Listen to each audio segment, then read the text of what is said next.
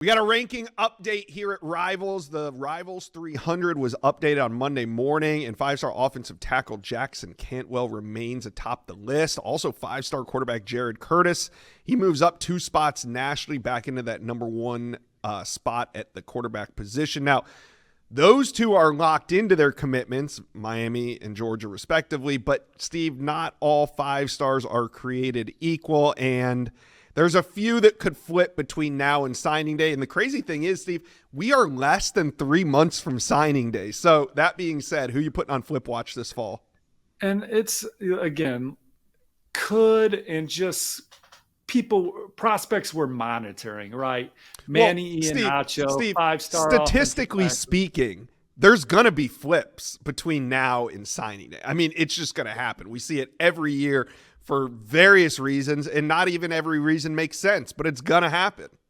Absolutely. And we've obviously already seen 5-star flips in this cycle when you're talking about guys like Tristan Keys flipping his commitment from LSU to Tennessee. And so certainly, I agree. Richard Wesley was committed to Oregon at one point. Now he's locked in with Texas, but who am I keeping an eye on in our updated rankings? I mean, I think the first guy that you kind of mentioned is 5-star offensive tackle Manny Iheanacho from Baltimore, Maryland. I'm not saying, look, Oregon's going to be tough to beat for Iheanacho. This is one where you're going to have to play well at a high level throughout the whole season, and then also have all the things that you need in a modern recruitment to win a 5-star recruitment like this one. But he was at LSU this past weekend. Maybe he gets back down to Death Valley. He's going to be at Penn State for the whiteout against Oregon.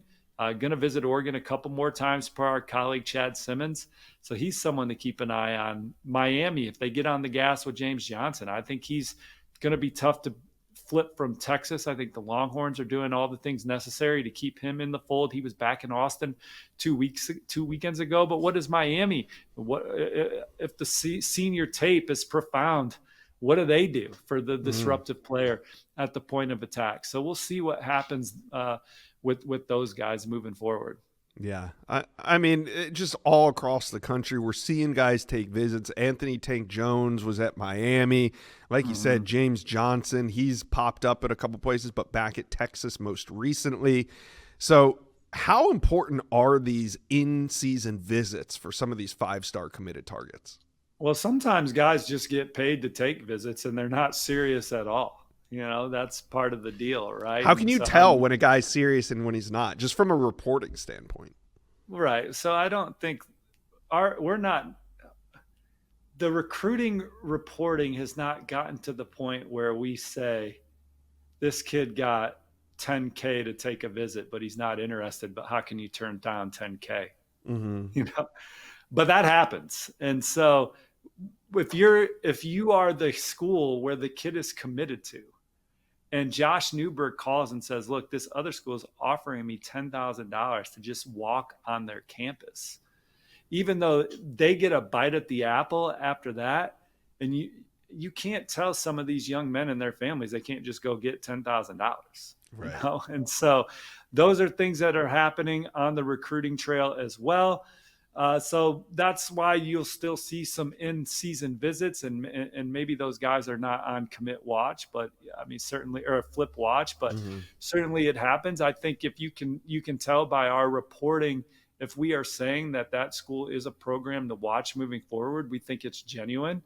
And one that's obviously genuine is Julian Walker, moved into our top 100, committed to Michigan, but has been to South Carolina the last 2 weekends. He's excited to get his mom up to Ann Arbor for the Wisconsin game next month. His mom was with him on the visit this past weekend, spent a lot of time with Coach Beamer. His dad is on the strength staff at South Carolina. The Gamecocks are rising with Julian Walker. Michigan knows they're going to have to battle to the end to keep him. You know, you got a school like Georgia Tech, they're 3-0. You don't even get into modern recruiting conversations without a good product. Can you win? Can you develop? Do you have good relationships? Those are still important. Now, there's another element into these recruitments now, and you got to be able to – you can't bring a knife to a gunfight, but you're not even in the fight if you don't have things that are still important, which is player development, winning games, and good relationships. And Georgia Tech – they're playing at a high level right now. They want to come back around on some of the top players in the state. Guys like Bryce Perry Wright and Aaron Gregory committed to Texas A&M. Tico Crittenden committed to Florida State. Can they make a move if they continue to win? We'll see what happens there. UCLA, they fired their coach this weekend, Deshaun Foster. Guys like Johnny Jones reopened their recruitment. Florida State was already in the mix there. Yeah. Now he's not committed to the Bruins. And it seemed like the Bruins were invested in some guys in this recruiting cycle.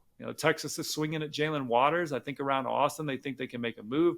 He's committed to Miami. He's been committed to, I think he was committed to all 3 in-state schools. So his recruitment's been fluid. Guy like Florida running back commit Carson Baker, Auburn, Florida State, South Carolina, still shooting their shot. I think Texas is going to be tough to beat for running back commit Derek Cooper. But where does Miami try and take that at the end of the cycle? So Derek Cooper taking his official visit to Texas this weekend. All right. Well, there's a lot of moving parts. You guys help us out. You're the real recruiting experts. Who do you have on Flip Watch? I want to know the names. Put it in the comment section below.